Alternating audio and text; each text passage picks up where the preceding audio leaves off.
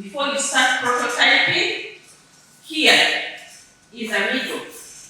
Abeegi kuruga biomedical engineering, computer science hamwe n'agandi mashomo batirwa mu Tech Advance Bootcamp ey'ebiro 5 kubaasa kurugamu na za prototypes za tekinologiya ey'ekika ky'ahaiguru ezirakozesibwe kubaasa kumaraho ebizibu ebirikuteganisa eby'obuhangwa. Nuriat Nambogo omwe ahabatendeki kuruga omu Camtech Uganda eri ahansi ya MASTI yatugambira ebi abeegi aba barikuza kukora. Bootcamp, we are looking at students or these participants coming up with solutions that will benefit or will help solve the challenges around referees.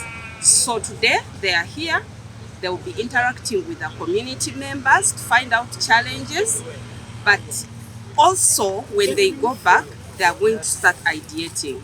Sankara Byaruhanga kuruga United State Exchange Alumni bamwe habari omuhurureegi nagira ngu barebere guri omugisha gw'okukozesa abeegi okwiha tekinologizi. Tukozire eki barikweta bootcamp, twayeta abeegi batari bamwe na bamwe kuruga omu course zitari zimwe na zimwe, twabareta kugira ngu bashitame hamwe baheshe obwongo bakore ezi barikweta tech solutions.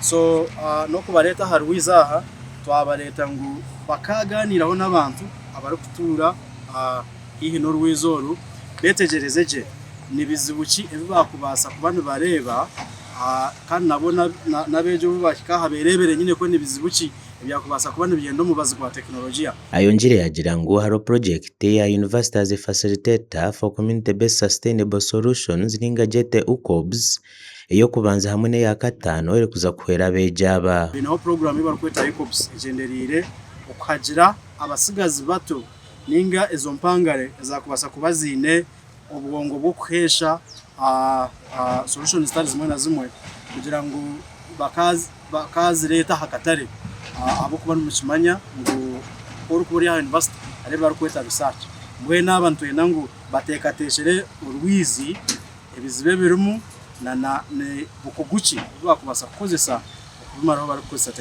Dr. Cleophas Karoma Kansime omushomesa kuruga itendekero lya MASTI kuruga mu project ya UCOBS erikuza kukwatiraho abeegi aba yagizire ngu abeegi aba nibiza kubasindika omu byanga. Initially, nitwa community engagement. Nitwenda abana bitu babase kukora na community abo kuba at the end of it all abana bitu nibaza kubamba koro mu community. Bwenu twatwenda tuba training kare okukora na communities. Ati nibija kutambura mu communities bamanye ebizibu bya communities eziri hihi na riverways rero babone kwihamu ideas na innovations ebintu ebarije nabyo at the end of it all. Yangira ngu bashangire ekizibu ky'okushanga ngu omuhendo gw'abantu oguriyo nigweyongyera kandi ensi etari kweyongyeraho. Population ereme yeyongyera kugira ngo turebe tureba bisubya population ereme yeyongyera sinsa sehwire tukomza 50 million inga tukiza abantu miliyoni 50. When hati ntubasa takuro munsi ey'abantu bari beyongyera kandi ensi yetakubasa kweyongyera. Bwene ebyo ndyo bimwe ebitulon tukora omujeji bootcamp na n'omujeji project ya University of Science and Technology sponsored by Viriros, and we are partnering with universities like VUB or Village University, Brussels, hamwe na University of Antwerp.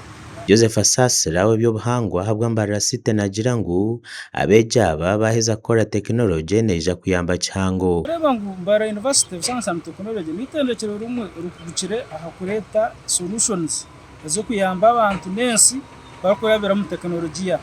So nitwe nkabo by'obuhangwa tutekereza ngu abana baheza kwija bakareba orwizo rwabo okururi nibagira omwete gwo kuronda tekinologiya erahwere omukucendereza haburofa obukwija mu miza amachafu ningashi wastewater tuvugira na tekinologiya okuturaga recycling. Aba batambwire kuhika mugera gwa Rwizi okubasa kubyaraho za bambu kandi abamwe batugambira habwa kibeta biri mu college. Okwanka yuzeya to believinga omu kutungura eminyeto kandi at the same time ntwikiririza omu kurinda obuhangwa. So nicho kuturebera hizoberi turiyo ntubyara emiti kurinda amezi gitu nourishing, protecting our environment. It's been destroying people's properties. It's a wake-up call. Abantu bamwe nibahinga nibombeka along these buffer zones, along these wetlands without knowing the consequences, because there is a lot of money that is involved.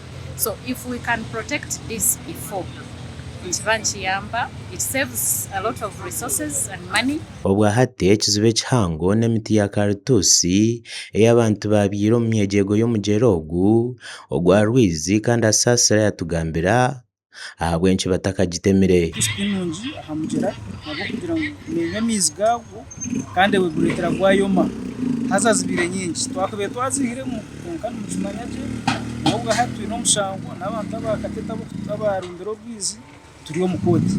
So process egyo yahwa ntuza kugihamu Okutahira ebisharara hamwe n'omugyera gwa Rwizi kukiri kuhango kandi obwahati Mbarara City yamazire kubyara bambu ezirikurenga omu 50,000 omu hekiteya 10 konka ekirikwebuzibwa emiti egi yoona neekura kuhikiriza ekigendererwa. Adolphe Ayoleka, Tayari West TV. It's been amazing.